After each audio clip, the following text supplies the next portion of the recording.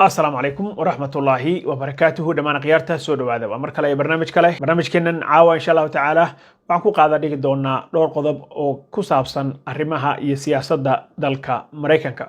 haddii aad nagu cusub tahay subscribe to the channel hadda hore loo joogtay like and share the video waan ka mahad celinaya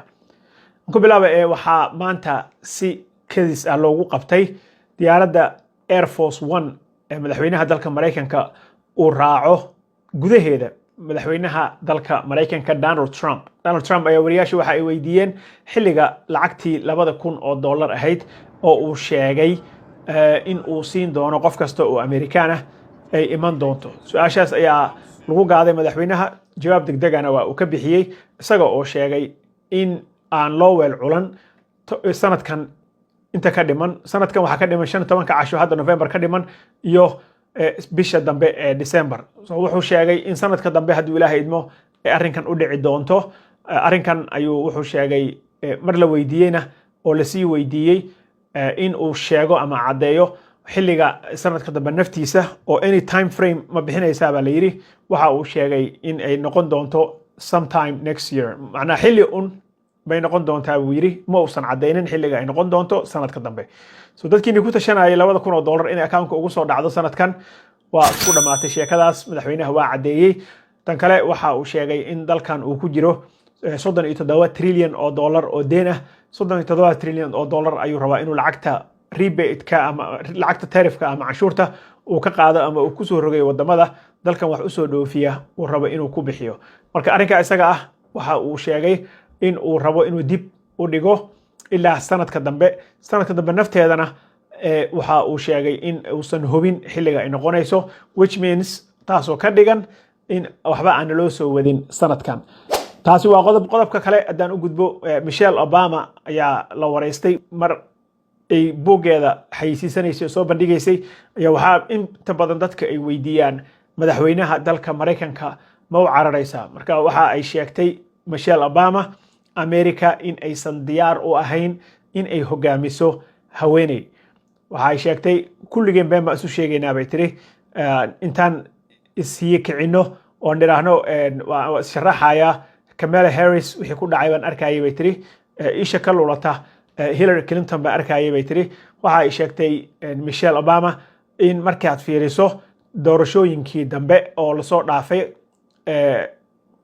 America aysan diyaar u ahayn inay doortaan dumarland qac ayaa ka yeedhay waxa ay sheegtay inay jiraan wali odayaal ama rag aan rabin in ay hogaamiso haweeney inay noqoto qofka ugu awoodda badan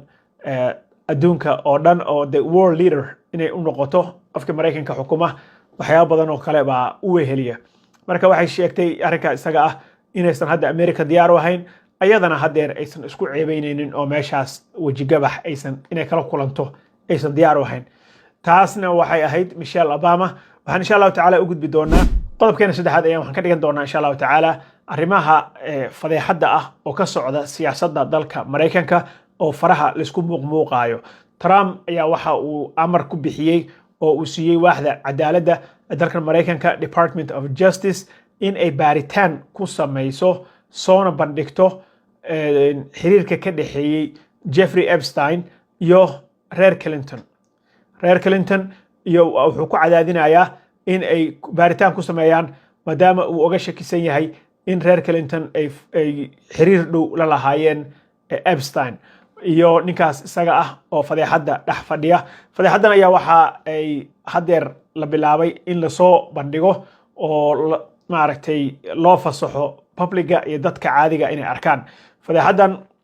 waxa cod gelin doona aqalka hoose oo dalka Mareykanka insha Allah taala in a couple days marka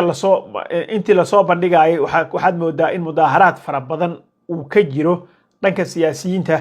dalka Mareykanka oo ay diidan yihiin in fadeexadan la soo bandhigo marka maadaama cod la gelinayo oo Congress-ka uu ka codeynayo in la soo bandhigo oo banaanka loo soo dhigo waxa Trump uu ka sii hordhacay oo uu sheegaya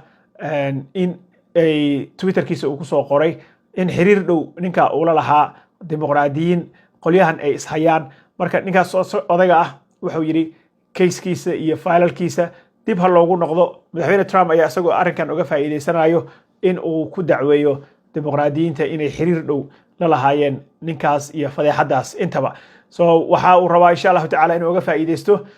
reer Clinton in uu iyaga ugu magac weyn waxaan dimuqraadiyiinta ah oo uu sheegay madaxweynaha inay far ku leeyihiin arrinkaas. inkasta oo laga wareystay Clinton iyo familkiisa waxa ay sheegeen si kastoo aan isugu dhoweyn haddana annaga kuma aanan caawin bay yiraahdeen in dembiyada noocan ah uu galo ninkaas caruurta yaryar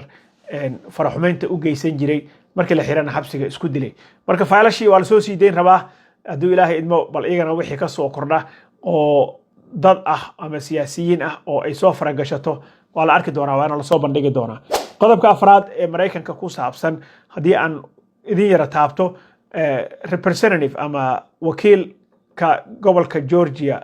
haweeney aad iyo aad ugu taagnaan jirtay Ilhaan Cumar oo mar hataa damacday in labada guddi oo ay ka mid ka tahay guddiga waxbarashada iyo guddiga kaleba inay ka tuurto, mar ay damacday inay Congress-ka dhanba ka saarto, qayb weynna ka ahayd in Ilhaan laga saaro guddiga arrimaha dibadda dalkan Maraykanka. Representative Marjorie Taylor Greene baa la yidhaahdaa oo Trump gacantiisa midig ahaan jirtay iyo haddeer iyada iyo isaga dagaal adag baa dhexmaray, wuxuuna ka tuuray liiskii dadka uu endorse garaynayo ama taageerada uu u hayo. haweeneydaas ayuu wuxuu sheegay in doorashada soo socoto November 2026 oo loo qaban doono aqalka hoose ee Congress-ka dalka Maraykanka in uusan taageero u ahayn, garabna u ahayn. wuxuu sheegay inay qof wareersan oo 24 hours in telefoonka laga qabto rabta inay tahay oo attention raadis ah. marka iyadana waxa ay sheegtay maadaama case-kan Epstein files la gelin rabo cod Congress-ka uu u qaadayo, waxa ay tiri wuxuu diidan yahay madaxweynaha in arrinkan aan maaragtay hormuud ka noqdo oo codkaas iyo waxaas aan qayb ka noqdo.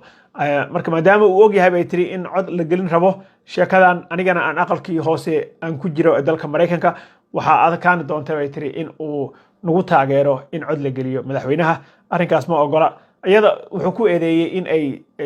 telefishinada NBC iyo ABC iyo telefishinada garabka bidix ee dimuqraadiyiinta ama liberalka ah jira in ay u warantay. marka taas waxay ka dhigaysaa buu yiri in haddii hataa cod la geliyo ay la codayso dimuqraadiyiinta. marka qof la aamini karo ma aha buu leeyahay. taasna waxay ku luusgaraysay taageero fara badan. haweeneydan waa haweeneyda aan hadda ka hor video ka sameynay oo aadka ugu taagnaan jirtay Ilhaan Cumar. marka intan ayaa siyaasadda dalka Maraykanka ka cusub. insha allahu tacaala wixii kaloo kasoo kordha waa arki doonaa. haddii aad nagu cusub tahay subscribe to channel, dahru noor joogta, like and share the video. wassalaamu calaykum waraxmatullaahi wabarakaatuh.